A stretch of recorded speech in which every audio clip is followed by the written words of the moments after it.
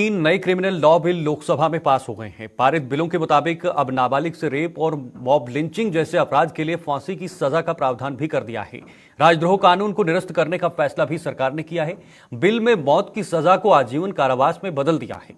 इसके साथ ही आजीवन कारावास का 7 साल की सजा में परिवर्तन कर सकेंगे।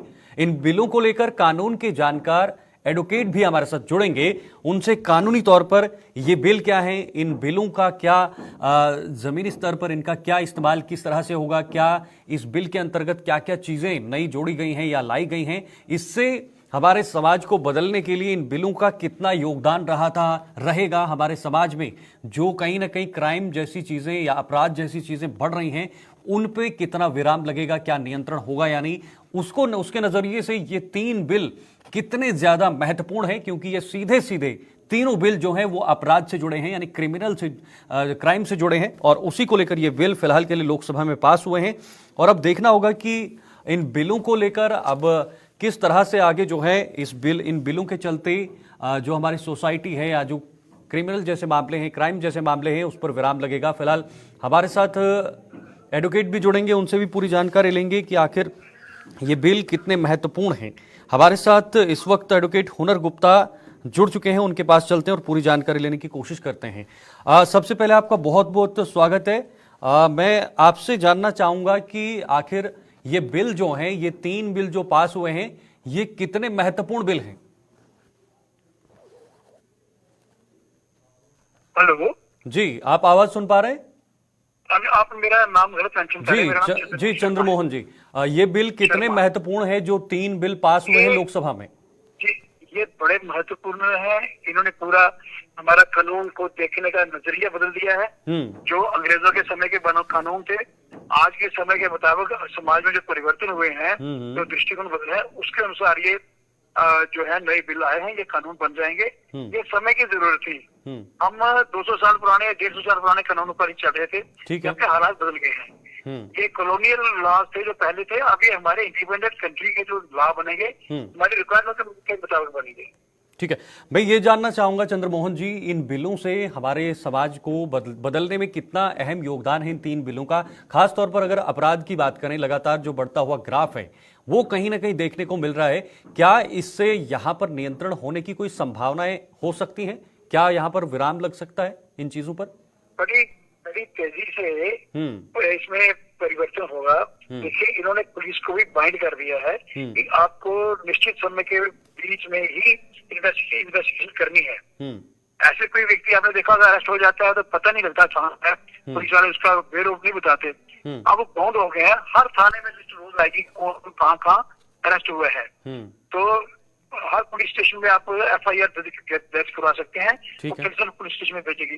लोगों की सुविधा के लिए इतना अच्छा हुआ, पर कानून में जो सख्ती लाई है इन्होंने, मॉब लिंचिंग की बड़ी बात होती है कि लोग हमारे देश को बदनाम करते हैं, हालांकि ऐसी बात नहीं है, फिर भी मॉब लिंचिंग के लिए डेथ पनिशमेंट प्रिस्क्राइब की गई है इसमें। दुनिया के किसी देश में इतना सख्त कानून नहीं है कि death punishment for mob lynching. तो ये बड़ा क्रांतिकारी नजरिया है। इसके अलावा जो महिलाओं के ऊपर, बच्चों के ऊपर अत्याचार होते थे, यौन शोषण होते थे, उसके बारे में बड़ा सख्त कानून बनाया है। पहले 15 साल की बच्ची के साथ अगर कोई उसकी इच्छा से यौन शोषण करता है, 15 साल से नीचे की तो केस बनता है, 15 साल ऊपर नहीं। उसकी एज कम करके अब 18 वर्ष कर दी है।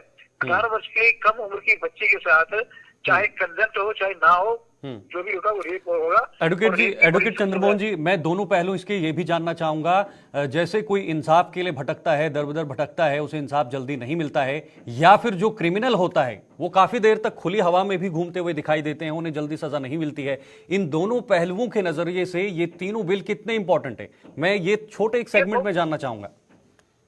अब ये ड्रॉप किए गए, बड़ा इसमें माइंड लगा, बड़े एक्सपर्ट लोग बैठे थे, वो ये जो बातें आपने की है यही उनके नजरिए में थी।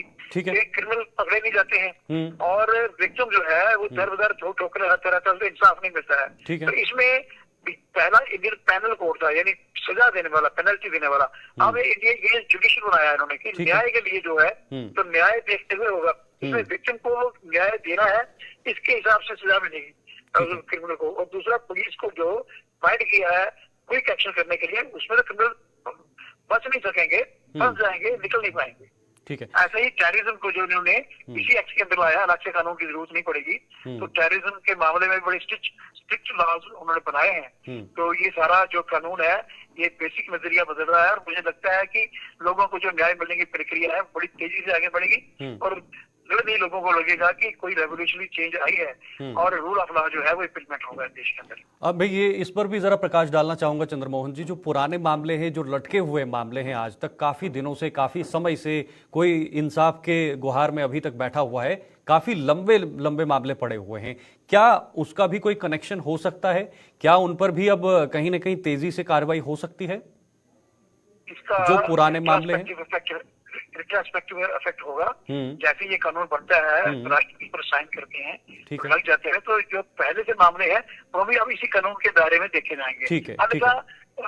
लाखों के दायरे में पड़े हुए हैं केस, तो पुराने का लाभ कोई नहीं हुआ, तो उनको बेनिफिट नहीं मिलेगा, उसको सबको बेनिफिट मिलेगा। तो क्या उनको अब उम्मीद जग गई है, उन लोगों को जिनके केसेस पेंडिंग है, उनको इंसाफ की कोई किरण जो है वो दिखाई दे सकती है?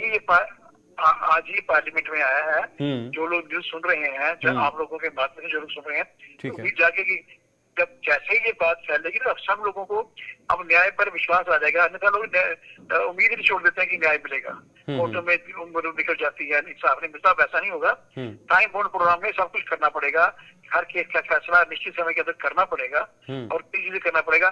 पहले बहाने लगा के हमारे वकील भी और लिटिगेट भी डेट्स पे डेट्स लेते जाते थे, तो केस लंबे था, वो कोई उसका स्कोप नहीं रहा है।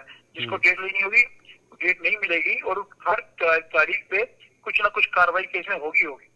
कुछ न कुछ अगर कानूनी प्रक्रिया, थोड़ा सा मैं इन तीनों बिलों की समझना चाहूंगा, क्या कानूनी प्रक्रिया रहेगी?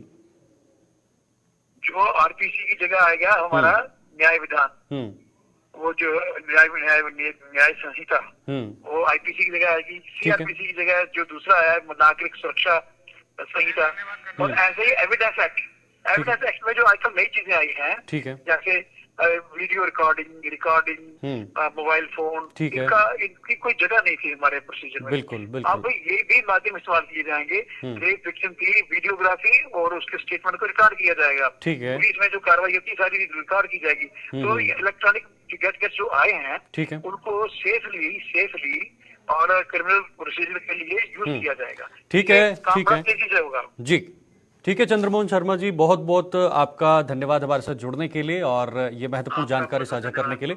हमारे साथ एडवोकेट चंद्रमोहन शर्मा जी इस वक्त जुड़े हुए थे, जो इन 3 बिलों पर जानकारी दे रहे थे कि आखिर कितने इंपॉर्टेंट, कितने महत्वपूर्ण ये बिल हमारे लिए और इंसाफ के लिए होने वाले हैं। क्योंकि हम देखते आ रहे हैं कई सालों से जो केसेस हैं वो पेंडिंग रह जाते हैं, इंसाफ नहीं मिलता है, या फिर जो गुनहगार होता है उसको सजा नहीं मिलती है। इस पर भी तेजी से काम हो सकता है।